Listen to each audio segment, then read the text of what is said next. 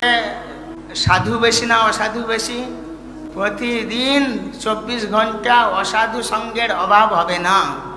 আর অসাধু সঙ্গে কি, সাধু সঙ্গে স্বর্গে বাস, আর অসাধু সঙ্গে সর্বনাশ। তো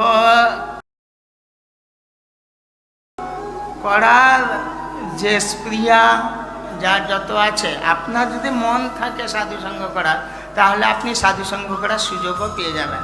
শিখাতে হবে না কে সাধু, শিখাতে হবে না কে অসাধু, সে আপনি সবই বুঝতে পারবেন। দুটো মাছি আছে আমাদের জগতে, একটা আছে মৌমাছি আর একটা আছে গুমাছি।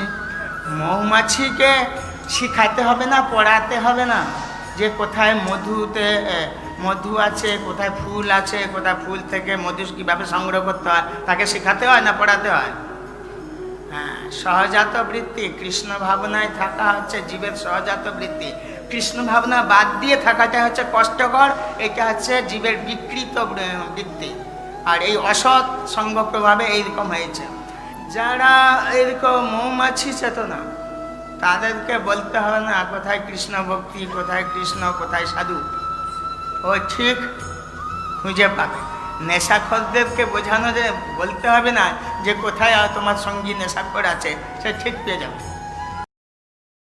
এই জগতে সাধু বেশি না অসাধু